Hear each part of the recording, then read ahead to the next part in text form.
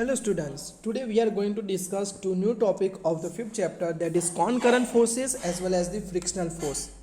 Okay, so let we start. The question is that what are the concurrent forces and explain the equilibrium of the particle under the effect of these forces, that is concurrent forces. Okay, so what is the concurrent force? So if the line of action of the all the forces, now what is the line of action? Whenever you are applying your force on the object, then based on the force the object is reacting in terms of the motion. Yes or no? बराबर, आप जब भी कोई भी body पे force लगाएंगे तो वो बॉडी क्या है कि पे कुछ ना कुछ मोशन करेगी अंदर. समझ में आ रहा है?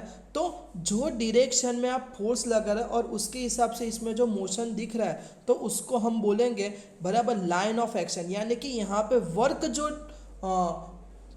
डायरेक्शन में मिले, जो वर्क की डायरेक्शंस नहीं होती है पर हमको वर्क जो रिजल्टेंट डायरेक्शन में मोशन के टर्म्स में दिखता है अंदर, बराबर, उसको हम क्या बोलेंगे लाइन ऑफ एक्शन. यानी कि सिंपल से अगर आप फोर्स को इस तरह से लगा तो that is your consider as the line of action of the force. Understand or not? So if the line of action of all the given forces means, यानी कि अगर कोई ऑब्जेक्ट पे एक से ज़्यादा फोर्स लग रहा है और सारे के सारे फोर्स की line of action if they are passing through the same point, अगर वो सारी की सारी एक ही पॉइंट से पास होती होगी, then we can say that this all forces are called the concurrent forces. तो हम बोलेंगे कि भाई ये सारे के सारे फोर्स कौन से फोर्सेस है?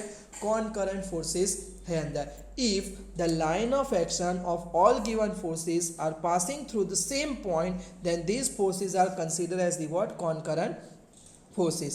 Okay, now in mechanics when the resultant force acting on the particle is zero, अब मैकेनिकल सिस्टम की बात करें तो हम कभी कभी बोलते हैं कि here the resulting force acting on a object or particle is zero. It means what? The particle is said to be in equilibrium. तब हम बोलेंगे हाँ भाई यहाँ पे हमारा पार्टिकल अब क्या है? इक्विलिब्रियम में अंदर, बराबर. क्योंकि यहाँ पे न्यूटन का फर्स्ट लॉ फॉलो होता है कि अगर वो स्टेशनरी फॉर्म में होगा तो स्टेशनरी रहेगा और मोशन होगा तो मोशन कंटिन्यू करता रहेगा. तो यही चीज़ यहाँ पे की है. So in this case, which case? When the particle is in equilibrium condition. और वो कब होता है? when the resultant force acting on the particle will be zero. So at that time the particle is either remain stationary or moving with the constant velocity. Yes or no? Now only then one force act on the particle, then it has the accelerated motion and it cannot remain in the equilibrium. अगर कोई भी body पे खाली एक ही force लग रहा होगा तो हम बोल सकते हैं कि यहाँ पे वो एग्जैक्टली एक्सेलरेट होगा, कोई भी वैल्यू से होगा, भले ना आपका फोर्स की वैल्यू कितनी भी कम ना क्यों ना हो.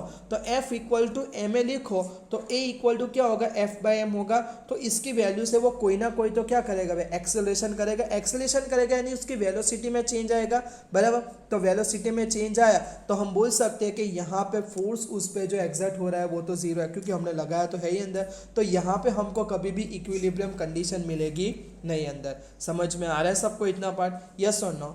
But if we are say that more than the one force, that is two forces are acting on the particle and we are found that our body is in the equilibrium condition, then the delta summation of delta F is always equal to the zero. यानी कि आपका resultant force zero ही होना चाहिए. अब हमारे पास तो यहाँ पे दो फोर्स है, एक F1 है और दूसरा F2 है अंदर, बराबर.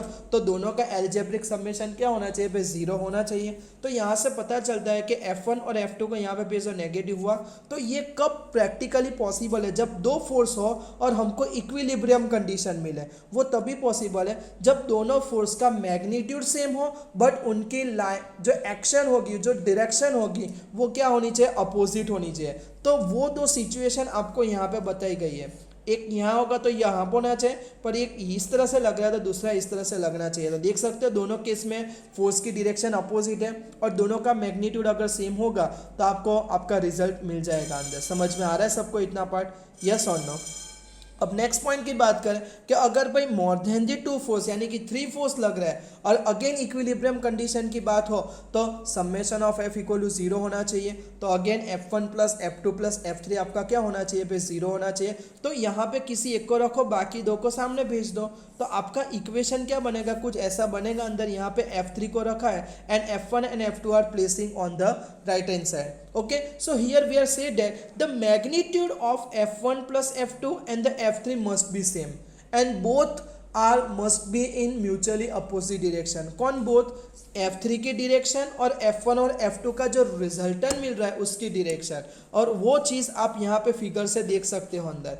yes और no, समझ में आ रहा है सबको? तो देखो ये F1 है F2 पर F1 प्लस F2 आपको यहाँ पे मिला तो F3 एग्जैक्टली उसका अपोजिट होना चाहिए और मैग्नीट्यूड दोनों का सेम होगा, तभी हम बोल सकते हैं कि here this all the three force are creating बराबर इक्विलिब्रियम कंडीशन एंड यहाँ पे हमको इक्विलिब्रियम कंडीशन मिल रही है, इसलिए हम बोल सकते हैं कि ये तीनों के तीन फोर्स कौन से फोर्स है भाई, कॉनकरेंट फोर्सेस है अंदर बराबर। तो यहाँ पे तीन किए, ऐसे 4 5 6 जितने लेना चाहिए इतने ले सकते हैं कि नहीं ले सकते। अगर n फोर्स हो तो n फोर्स के लिए लिखो अंदर, समझ में आ रहा है सबको। और अगर आपको कंपोनेंट वाइज देखना है x y z तो x का अलग लिखो, y का अलग लिखो, z का अलग लिखो, कोई प्रॉब्लम है नहीं अंदर, क्योंकि रिजल्टेंट जीरो ही है तो फिर उसका x फाइंड करो, y फाइंड करो, z फाइंड करो, वो भी क्या आना चाहिए, जीरो ही तो आना चाहिए अंदर। समझ में आ रहा है सबको इतना पार्ट, यस और नो। चल अब नेक्स्ट क्वेश्चंस की बात करें अंदर तो what is the next question कि write different type of common forces that we are feel or see into day to day life. Okay, तो हमने बहुत सारे आज तक के क्या देखे, फोर्स देखे, आप उसका लिस्ट बनाने जाओ तो आपको मिलता ही जाएगा, शायद 1-2 पेज आपके भर जाएंगे पर फोर्स का लिस्ट कम नहीं होगा अंदर बराबर। तो हम फटाफट क्विकली माइंड अप करते हैं कि कौन कौन से फोर्सेस है अंदर बराबर। तो ग्रेविटेशनल फोर्स आता है, इलेक्ट्रिकल फोर्स आता है, क्या बोले अंदर मैग्नेटिक फोर्स आएगा। फिर आगे और बात करें तो हम फ्रिक्शन फोर्स की बात कर सकते हैं अंदर, मस्कुलर फोर्स की बात कर सकते हैं अंदर बराबर। उसके आगे जाए तो हमारे फिजिक्स में बहुत सारे चैप्टर में डिफरेंट टाइप के यहाँ पे फोर्स दिए गए अंदर बराबर। उसमें एक बॉयन फोर्स आता है जो लिक्विड की वजह से एक्सर्ट होता है बराबर। फिर टेंसाइल फोर्स होता है जो वायर खींचने की वजह से उसमें जो टेंसाइल क्रिएट होता है उसकी वजह से होगा अंदर बराबर। तो एटम की बात करें तो एटम में स्ट्रॉन्ग न्यूक्लियर फोर्स होता है, પછી एटम के बीच में एटॉमिक फोर्स होता है अंदर बराबर, वांडर वाल्स फोर्स होता है अंदर, क्लियर। फिर मॉलिक्यूलर फोर्सेस भी होते हैं अंदर, क्लियर। तो ये से बहुत सारे फोर्सेस डिफरेंट एप्लीकेशंस में भाई प्रेजेंट है अंदर बराबर। पर यहाँ पे हमको कुछ मोस्ट काम के जो है उसके बारे में बात करनी है। तो क्या बोल रहे हैं यहाँ पे कि gravitational, electric and electromagnetic are the what field force, ये जो तीन फोर्स है वो फील्ड फोर्सेस है अंदर बराबर। फिर बात करें push or pull are other forces in the mechanics are the contact force. तो हमने ऑलरेडी फोर्स की कैटेगरी देखी थी, कॉन्टैक्ट वर्सेस नॉन कॉन्टैक्ट, तो उसका ही यहाँ पे फिर से डिस्क्रिप्शन दिया गया अंदर बराबर। पर आपको यहाँ पे मेन चीज़ समझनी क्या है कि अगर कोई भी बॉडी यहाँ पे है बराबर तो उस पर एग्जर्ट होते कौन कौन से फोर्स होंगे। तो उसमें से एक फोर्स आता है वेट फोर्स, समझ में आ रहा है। दूसरा आता है नॉर्मल रिएक्शन फोर्स आता है, क्या आता है, नॉर्मल रिएक्शन फोर्स। अगर आप ये बॉडी को हॉरिजॉन्टली कुछ इस तरह से फोर्स लगा रहे हो और अगर बॉडी मूव कर रही है बराबर या तो फिर स्टेशनरी भी है तो यहाँ पे ये जो आपकी सरफेस है और ये आपके ऑब्जेक्ट की सरफेस है उसकी लाइन के ज्वाइनिंग में आपको एक और फोर्स मिलेगा और वो कोई नहीं, फ्रिक्शनल फोर्स होगा अंदर। समझ में आ रहा है सबको इतना पार्ट, यस और नो बराबर। तो ये चीज़ आपको यहाँ पे अच्छे से क्या करनी है भाई, समझनी है अंदर बराबर। और इसका यूज़ आपको क्या करना है, आगे के पॉइंट्स में करना है अंदर, क्लियर। तो हम वो टॉपिक हमारे लिए ज़्यादा इंपॉर्टेंट नहीं था इसलिए ज़्यादा डेप्थ में नहीं गए, क्योंकि जो काम की चीज़ थी वो तो हमने यहाँ पे डिस्कस कर लिया अंदर। अब हमारा जो नेक्स्ट पॉइंट आता है वो यही है कि व्हाट इज़ फ्रिक्शन बराबर। So whenever there is a relative motion between the two surface, यानी कि कोई भी ऑब्जेक्ट दूसरी ऑब्जेक्ट पे सरक के मोशन कर रहा है अंदर बराबर, तो force due to which the relative motion is retarded. पर यहाँ पे होता क्या है कि आप एक बार फुल धक्का लगा के छोड़ देते हो तो एक टाइम के बाद क्या होगा, उसकी वेलोसिटी धीरे धीरे डाउन होते होते एक बार फिर से क्या हो जाएगी, जीरो हो जाएगी कि नहीं हो जाएगी अंदर। समझ में आ रहा है सबको इतना part. The force due to which relative motion is retarded, यानी कि दोनों के बीच में जो रिलेटिव मोशन था वो धीरे धीरे रिटार्ड हो रहा है, रिटार्ड हो यानी कि कम हो रहा है बराबर, और कम होते होते एक बार जीरो हो जाएगा। तो वो जो फोर्स जिसकी वजह से ये चीज़ हो रही है that is consider as the frictional force. समझ में आ रहा है बराबर। उसका एक एग्जांपल की बात करें, प्लेयर ने अभी मैच चल रही है तो बॉल को लगाया अंदर बाउंड्री के लिए बराबर, तो होगा क्या, एक टाइम तो होगा ना वो स्टॉप हो जाएगा। ऐसा देखा कि वो बॉल ने मारा तो सीधा समुद्र में जाके गिरा अंदर, नहीं हुआ ना अंदर बराबर। तो एक्चुअल में हर बार हर चीज़ का मोशन कोई ना कोई ऑब्जेक्ट से क्या होता है, कोई ना कोई रीज़न से वो रेजिस्ट होता है, और जो भी रेजिस्टेंस होता है वो और कोई नहीं फ्रिक्शनल फोर्स ही होता है अंदर बराबर। तो यहाँ पे आपको एक ऑब्जेक्ट है जो हॉरिजॉन्टल सरफेस पे प्लेस किया गया वो दिया गया है, और यहाँ पे आपको क्या किया गया है, उस पर एक्सर्ट होते फोर्स का डेमोन्स्ट्रेशन दिया गया है कि भाई एक तो उसको नीचे वेट फोर्स लग रहा है, ऊपर नॉर्मल रिएक्शन फ्रिक्शनल फोर्स ये है, और फोर्स की एप्लीकेशन ये है अंदर बराबर। अब यहाँ पे बोल क्या रहे हैं कि हम जो फोर्स लगा रहे हैं उससे ऑब्जेक्ट खाली ये डायरेक्शन में जा रहा है, तो उसका मतलब वर्टिकल में तो आपको कोई चेंज देखने को तो नहीं मिल रहा है ना अंदर, यानी कि ऑब्जेक्ट वर्टिकल या डाउनवर्ड डायरेक्शन में तो मोशन नहीं कर रहा। तो ये कब पॉसिबल है कि जब दोनों वर्टिकल फोर्सेस जो है एक दूसरे को बैलेंस करें, यानी कि N इक्वल टू क्या होना चाहिए भाई, W होना चाहिए, और W तो हमको पता है और कुछ नहीं, हम क्या लेते हैं भाई mg लेते हैं अंदर, यस और नो। तो याद रखो कि कोई भी बॉडी पर एग्जर्ट होता है नॉर्मल रिएक्शन फोर्स हर बार कितना होता है, ऑब्जेक्ट के वेट फोर्स इतना होता है, यानी कि mg जितना होता है अंदर। समझ में आ रहा है सबको इतना पार्ट, यस और नो बराबर। अगर n का वैल्यू कम या ज़्यादा तो नहीं होगा क्योंकि वो पेयर में ही प्रोड्यूस होता है, पर n का वैल्यू अगर इतना ज़्यादा नहीं होता है तो ये ऑब्जेक्ट है वो सरफेस है उसको ब्रेक डाउन करके क्या होगा भाई, नीचे बैठ जाएगा अंदर, टूट के नीचे गिर जाएगा अंदर। समझ में आ रहा है सबको इतना part. Next is that weight is a gravitational force and normal force balance each other, यानी कि W और N एक दूसरे को क्या करते हैं भाई, बैलेंस करते हैं अंदर। Let horizontal force F is applied to the object, यानी कि कोई ऑब्जेक्ट पे हमने क्या किया भाई, F को खाली अप्लाइड किया अंदर। If F is the only force acting on the body, अगर हम सोचते हैं कि अगर ये बॉडी पे ये वेट शायद ना भी हो अंदर बराबर, तो अगर हम थोड़ा सा भी फोर्स लगाते हैं और उसकी वैल्यू बहुत छोटी भी होगी बराबर, तो वो कोई ना कोई एक्सेलेरेशन के क्या करना चाहिए, मोशन तो करना चाहिए अंदर। पर रियलिटी में होता क्या है कि आप हल्का सा कोई बॉडी पे फोर्स लगाते हो तो वो रेस्ट में रहती है अंदर। अभी रेस्ट कंडीशन का तो हमने अभी थोड़ी टाइम पहले कंसेप्ट समझा था कि कोई भी बॉडी रेस्ट में यानी कि वो इक्विलिब्रियम है, और वो तभी पॉसिबल है जब उस पर एग्जर्ट होता है सारे के सारे फोर्स का रिजल्टेंट फोर्स क्या होना चाहिए, जीरो होना चाहिए। पर हमने तो यहाँ पे एक फोर्स लगाया, दूसरे फोर्स तो हमको दिखते नहीं है, तो फिर हमारी फोर्स की इफेक्ट हुई क्यों नहीं यहाँ पे अंदर। तो ये तभी पॉसिबल है क्योंकि यहाँ पे इक्विलिब्रियम कंडीशन मेंटेन हो रही है, तो हमारा जो फोर्स हमने लगाया उसका एग्जैक्टली अपोजिट डायरेक्शन का फोर्स यहाँ पे प्रेजेंट होना चाहिए कि नहीं होना चाहिए अंदर।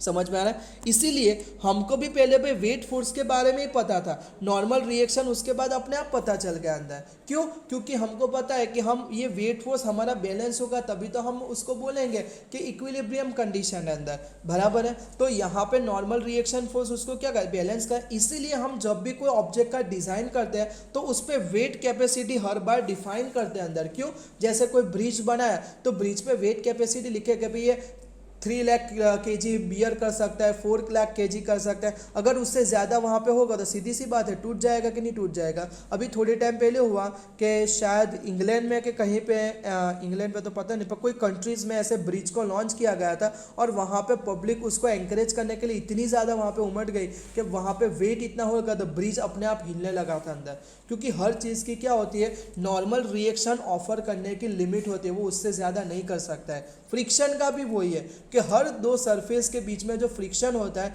वो ऑफर करने की लिमिट होती है। और यहाँ पे एक्चुअल में होता क्या है कि न्यूटन का थर्ड लॉ वर्क करता है अंदर बराबर, एक्शन इक्वल टू रिएक्शन, और दूसरा force are always produce in the pair, यानी कि जब भी वेट फोर्स लगेगा तो अपने आप नॉर्मल रिएक्शन फोर्स यहाँ पे प्रेजेंट हो जाएगा अंदर। समझ में आ रहा है। वैसे नॉर्मल रिएक्शन को हर सरफेस बाय डिफॉल्ट नहीं लगाती अंदर, क्लियर। और दूसरी बात है, जैसे ऑब्जेक्ट मोशन करेगा तुरंत ही फ्रिक्शनल फोर्स यहाँ पे हाजिर हो जाएगा अंदर बराबर। पर फ्रिक्शनल फोर्स एक्चुअल में है क्या, सेल्फ एडजस्टिंग फोर्स है। क्या है, सेल्फ एडजस्ट। अगर समझ लो कि आप कोई ऑब्जेक्ट पे 10 न्यूटन फोर्स लगा रहे हो तो फ्रिक्शनल फोर्स भी 10 न्यूटन होगा, और अगर ये होता है तो हम ये चीज़ को स्टेशनरी का स्टेशनरी ही पाएंगे अंदर।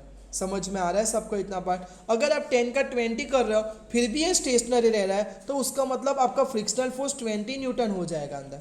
अगर आप जीरो कर रहे हो तो ये भी जीरो रहेगा, फ्रिक्शन फोर्स अगर तू नहीं लगाता तो मैं भी नहीं आऊँगा, बराबर। यानी कि आप जो फोर्स लगा तो उसकी पेयर में हर बार फ्रिक्शन फोर्स क्या हो जाता है, हाजिर हो जाता है, क्योंकि आप लगा रहे हो एक्शन और फ्रिक्शन आपको क्या देता है, रिएक्शन देता है अंदर। अगर मैं 100 भी कर देता हूँ फिर भी ऑब्जेक्ट नहीं हिल रहा है तो ये 100 लगा, पर मैं 102 जितना फोर्स लगाता हूँ तो फिर ये बॉडी मुझे मोशन होती दिखती है। उसका मतलब क्या है कि भाई यहाँ पे फ्रिक्शन फोर्स 100 से ज़्यादा अब लगेगा नहीं। क्यों? क्योंकि हर बॉडी की भी फ्रिक्शन ऑफर करने की भी लिमिट है अंदर, समझ में? उससे ज़्यादा वो फ्रिक्शन ऑफर कर सकता नहीं अंदर। क्लियर? तो आपको यहाँ पे उसका जो भी मोशन मिलेगा वो 100 माइनस 102 करो तो आपको 2 जितना आएगा।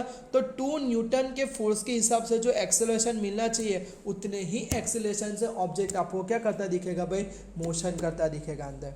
समझ में आ रहा है सबको इतना पार्ट? यस और नो? तो यही चीज़ आपको यहाँ पे पूरी की पूरी क्या है, समझाई दी गई अंदर। तो एक बार ये वीडियो को पॉज करके खाली क्या कर लेना, रीड कर लेना अंदर, बराबर। 1 2 3 ओके। नाउ अब हम क्या बोलेंगे कि ये जो फ्रिक्शन है उसमें हम कर क्या कर रहे हैं कि एक जो स्टेशनरी बॉडी है उसको मोशन में ला रहे हैं, तो वो टाइम पे हमको जो फोर्स एग्जर्ट हो रहा है उसको हम स्टेटिक फ्रिक्शन बोलेंगे, यानी कि स्टेट को बदलने वाला फ्रिक्शन, अरे स्टेट को कंटिन्यू रखने वाला फ्रिक्शन, बराबर। तो उसके कुछ लॉज है अंदर। तो पहले तो बात करें कि when the object start moving in the direction due to the external force then frictional force is called the maximum static frictional force. और वो टाइम पे वो अपना मैक्सिमम फ्रिक्शनल फोर्स लगाएगा अंदर, उससे ज़्यादा वो नहीं लगाएगा फिर, बराबर। तो उसके लोग क्या बोलते हैं कि maximum static friction force do not depend on the area of the contact between surface, यानी कि अगर आप पतला टायर लो या चौड़ाई वाला टायर लो उससे कोई फर्क पड़ता नहीं है स्टैटिक फ्रिक्शन पे अंदर। वो फ्रिक्शन जितना ऑफर होना है वो उतना ही करेगा अंदर, बराबर। पर चौड़ा टायर लेने से उसका वेट बढ़ेगा तो वहाँ पे फर्क पड़ता है अंदर। दूसरा बोलता है कि maximum static friction is proportional to the normal force. अब नॉर्मल फोर्स का इक्वेशन क्या था भाई, mg था, यानी कि आप जितना ऑब्जेक्ट का मास बढ़ाओगे तो उतना नॉर्मल रिएक्शन बढ़ेगा और उतना ही आपका स्टैटिक फ्रिक्शनल फोर्स भी क्या होगा, बढ़ेगा कि नहीं बढ़ेगा अंदर। समझ में आ रहा है? इसीलिए अगर आप ज़्यादा हैवी ऑब्जेक्ट को मूव कर रहे हो तो आपको ज़्यादा एफर्ट लगाना पड़ता है अंदर। क्यों? क्योंकि वहाँ पे फ्रिक्शनल फोर्स ज़्यादा प्रेजेंट हो, तो उसको बैलेंस से ज़्यादा हमको फोर्स लगाएं तभी तो वो हिलेगा अंदर। इसलिए कभी कभी कोई चीज़ को हम कितना भी फोर्स लगा रहे क्यों नहीं मूव होती, क्योंकि उसका मास ही इतना है, उसकी वजह से उसका नॉर्मल रिएक्शन फोर्स इतना ज़्यादा हो जाता है और उसकी वजह से हमको जो उसका फ्रिक्शनल फोर्स मिलता है वो इतना ज़्यादा मिलता है जो हम हमारी बॉडी से कभी प्रोड्यूस नहीं कर सकते अंदर। समझ में आ रहा है सबको इतना पार्ट? यस और no?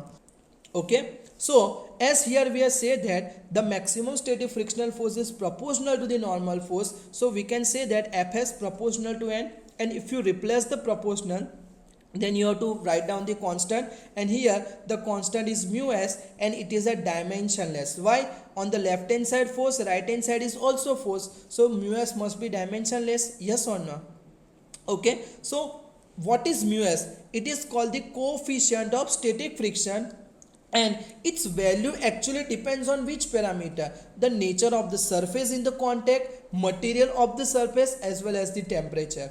Okay, so if you are making the question as the mu s, so you are getting the formula Fs divided by n. So mu s is a unitless and dimensionless, and ratio of the maximum static friction to the normal force is called the coefficient of the static friction. Means if you have to find out mu s value, then what you have to do, you have to find out the maximum frictional force and the normal reaction force and take their ratio, you will get your mu s. And if you find out the for different condition value of the mu s for the different surface, different temperature, then it value is lie in between the range of 0.01 to 1.5 only. उससे ज़्यादा हमको आज तक मिला नहीं अंदर, बराबर। और हम एक चीज़ बोल सकते हैं कि suppose object does not move, अगर ऑब्जेक्ट नहीं मूव कर रहा है तो उसका मतलब कि यहाँ पे जो भी फ्रिक्शनल फोर्स प्रोड्यूस हो रहा है वो उसका मैक्सिमम फ्रिक्शनल फोर्स जिसको हम mu s n बोलेंगे उससे अभी कम है, बराबर है। इक्वल भी होगा तब तक मोशन नहीं होगा, पर जैसे ही ग्रेटर हो जाएगा तो फिर वो मूव करना क्या होगा भाई, स्टार्ट कर देगा अंदर। समझ में आ रहा है सबको इतना पार्ट? यस और नो?